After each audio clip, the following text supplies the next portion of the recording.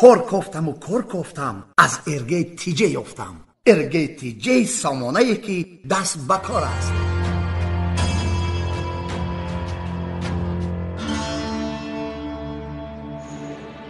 ایبا چی شد؟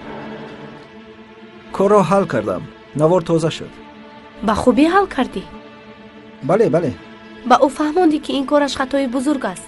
فهموندم البته. خانم حسرت، لبای جناب دیرکتور شما را جیغ میزنند. خوب حاضر می آیم. خدایا چی گپ شده باشد؟ من یک بینم. مایلش من تو را انتظار میشم. مایلش.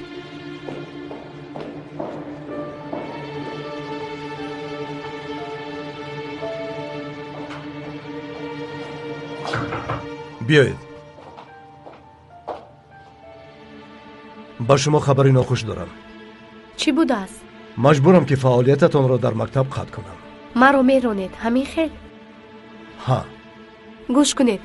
آزن در حقیقت کاری بد کرد، اما آزن چی کار کرد نمیدانم، اما رانده شدن شما با او علاقه ندارد. پس سببش چیست؟ عاید شما شکایتی هست. چه خیل شکایت جناب مدیر؟ مجبورم که شرطنامه‌تان را قطع کنم. من یگان مشکلی ایجاد نکردم، ولی برای چی شما مرا از کار آزاد میکنید؟ خانم حسرت، برای شما یگان کار کردن نمیتوانم. مایلش.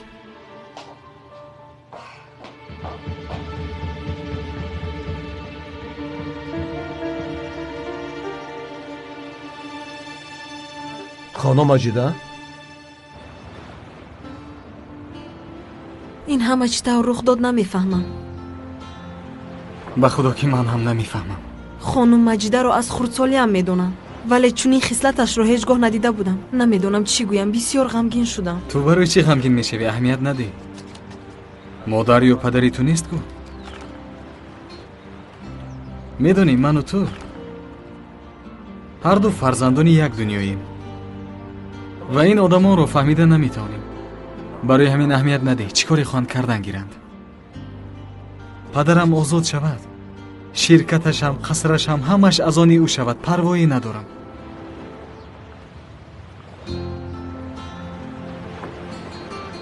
تو به من چرا دادنی بودی؟ ها وای، اینها رو به نام عمک کمال آوردند. با نزدیکی چی بودن اینها معلوم می شود.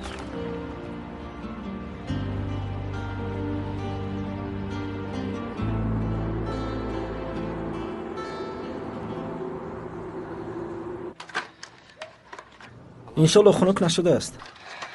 ای سلامت باش دوستم. در همه حالت ما رو با کباب سیر میکنی. با اشتیایتم.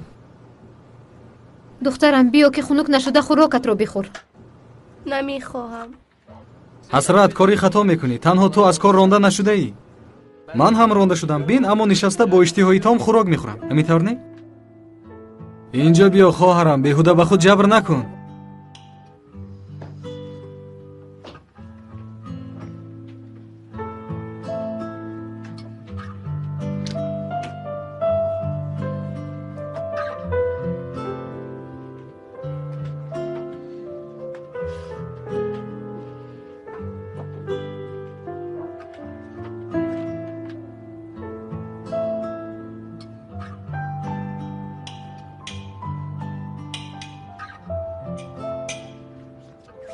با تو چی شد؟ چرا خوراک نمیخوری؟ نمیخواهم. چی شد؟ تینجی است؟ بله تینجی است، ولی امروز حسرت را از مکتب راندند. تو در حقیقت برای این غمگین میشوی؟ غمگین نیستم، ولی همین طور. مکتبتون برای طلبه های مخصوص آموزگار طلب میکند. حسرت به اونجا مناسب نبود. بسیار خوب شده است. قادر را هم امروز از کار راندند. هم قادر هم حسرت را. چه تصادفی بزرگه. ها بیبی جان؟ تصادف رو بینید بیبی جان. بسیار عجیب که هر دویشون رو در یک وقت از کار راندند. نمک این خوراک کم است. اگر زیادتر میپاشید با لذت‌تر میشد.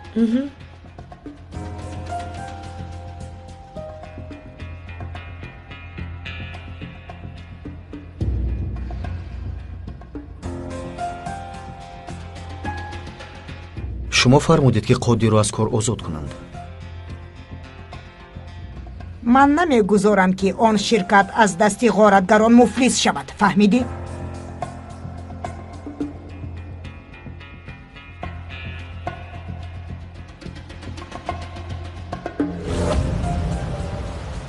чаро гурехта нарафтӣ?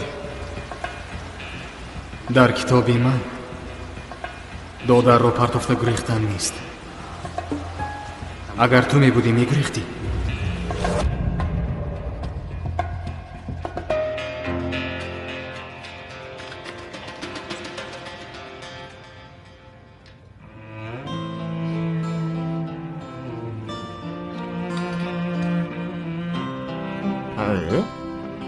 магар санг мазза дорад? агар мазза намедошт ба хӯрок санг меандохтанд.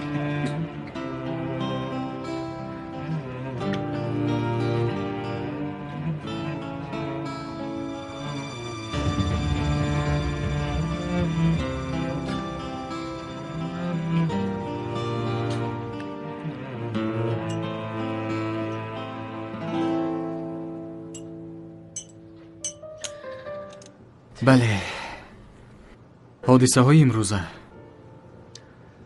ман аз кор ронда шудам. ҳасрат ҳам аз кор ронда шуд. адвокат бошад нобакор будааст.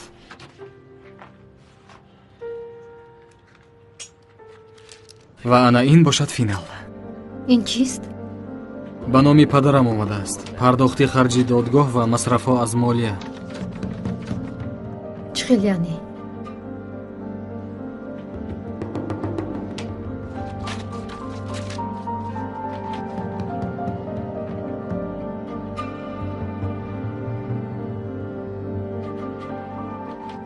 сабр. ба ҳарос наомада ба амаки аҳмад занг мезанем. аввал бояд гуфтугӯ кард ва бояд бидонем.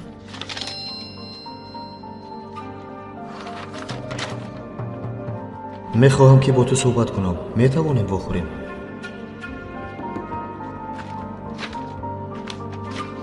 майлаш, занг мезанам. ман як ба берун бароям. дар ин бевақтӣ тинҷӣ аст писарам? каме роҳ мегардам. зуд меоям.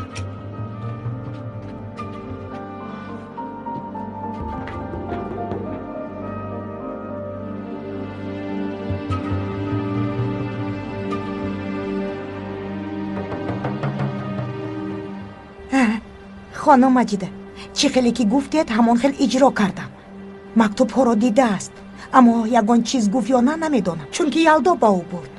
ман фикр кардам ки омада аз ман намегирад. барои ҳамин лифофаҳоро ба ялдо нишон дода будам.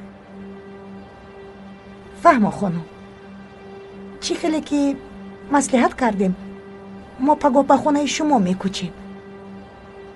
фаҳмо, то боздид хонум, то боздид.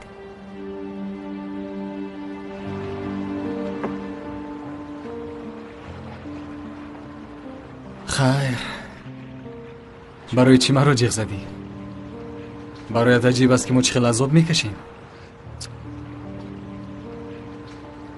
танҳо хавотир шудам ки чӣ ҳол доред. ташаккур. хубем, яъне падарам дар ҳабс асту аҳволи мо чӣ хел ҳам буда метавонад. мебарояд. ман боварӣ дорам ки мебарояд.